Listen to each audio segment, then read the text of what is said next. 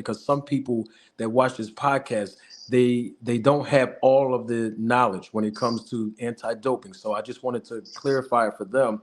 They've heard the term but don't know what it means. Can you help us understand the term on the piece of paper that says therapeutic use exemption? What is that, and what is the process for an athlete, particularly a fighter, to receive that from VADA? So basically, that pretty much exists with every commission and every sport, I would assume, is that if someone wants to take a substance that's prohibited, they can apply for an exemption to have permission to use that substance. And so in order to do that, they have to fill out that form. And then once we receive that form, they have to submit medical documentation as to why that prohibited substance is absolutely medically necessary, and that there's no substitution of a non-prohibited substance. And then we have an independent physician review that and make a determination on whether or not that substance is permitted. And if it's not permitted, then they can't be in our program if they believe that that's absolutely necessary for them to take. Right. You know, because we're kind of a voluntary program in the sense that they don't have to be in our program. But if they want to be in our program, we don't obviously want them to miss a treatment that's absolutely necessary. But if it's incongruent to what our prohibited substance list is, then they can't be in our program. Right. And I think I saw something on the website too. Not even, matter of fact, it wasn't in a website. It was an interview that you conducted, I believe, in 2013. We were explaining the process of acknowledging fighters being enrolled in the program and publicly acknowledge that when a fighter tests positive for a banned substance, they are removed from the website. I think that was your quote. Yes, if they're listed on the website, they would be removed. Right. So you did mention that, obviously we know this because you mentioned it, of course, it's on the website and it's in the name, voluntary. You all at VADA, you are a nonprofit organization, obviously a 501c3 tax exempt charitable organization. How do VADA receive donations, so to speak? We can usually receive them through PayPal. That's probably the easiest. We also accept donations that are directly wired to us, but technically through PayPal is probably the easiest.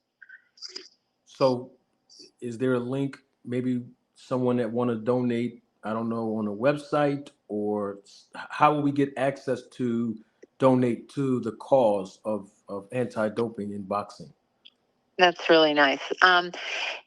Basically, what I would do is whomever would like to donate, and like I said, it would be considered a tax-deductible donation. They can contact me directly at vada-testing.org, and depending on where they're located, I can tell them how it would be easier for them to do it, whether it's on PayPal. We're on PayPal as VADA, or the Voluntary Anti-Doping Association, or it can be directly sent to us via check or wire. It just depends on what the individual has. We have some individuals that send us on a monthly basis through PayPal. So it depends. Got you. Okay. One of the audience members it's called Super Chat, where the audience members just pay to ask a question to the guest or someone that I'm interviewing, and I won't hold you too long with this because I know you have to go. The question was from Mr. Pragmatic. He asked, Margaret, in your opinion, how prevalent is PED usage in boxing? In your opinion, what's the percentage of fighters on PEDs?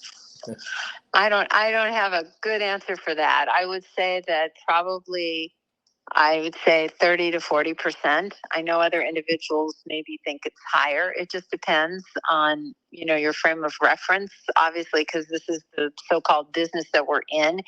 We think it's pretty high.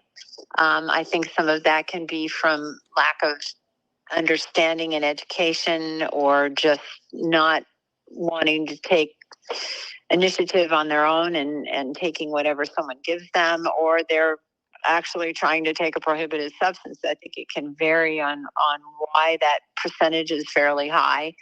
I think more and more fighters are not using prohibited substances. I think that, I think we've helped that.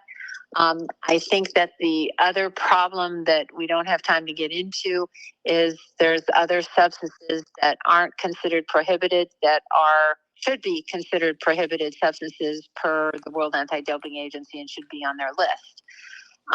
So that those are considered, would evoke an adverse test result. But that's a long story for another day. But right. But I think there's substances that should be added.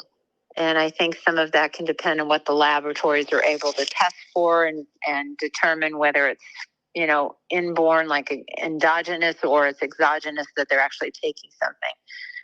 So, well, there's one that we've seen in a tweet recently, as even far back as last year and a few months ago, and even in recent interviews, where there is some sort of undetectable drug that there is no test for in the first place, called insulin growth factor 1, LR3, or long R3. Do you know anything about that, Margaret? well, the only thing I can tell you is that it would be nice if that was something that would be able to be tested for. But once again, we're bound by what the lab capacity for certain testing is. And they can test for one of the components of that, but not all of them at this point in time, although I'm sure that they're trying to investigate being able to test for it, even though it's prohibited. So just for clarity purposes, a banned it's undetectable, but so IGF-1 LR3, there is no test for it, and it's undetectable, basically. To my knowledge, yes. Yeah.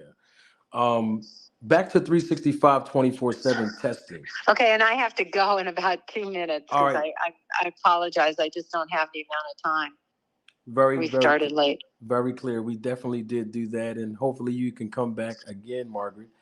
Let me ask you this question. Most people wanted to know this. I'll just ask you right before you go. We've seen him mention your name in countless interviews, and most people didn't know who you were, and then people started researching you. I'm talking about Victor Conti. He says your name all the time in a recent interview, even with Jason Whitlock a few weeks back. What is his role with VADA? What is his role with the fighters? What is your relationship with him independently? Sorry, I'm getting busy here. Bottom line is there is no relationship with VADA at all, nor has there ever been. He has been one of the first people that ever enrolled his fighters in VADA, so that was wonderful and contributed in that way.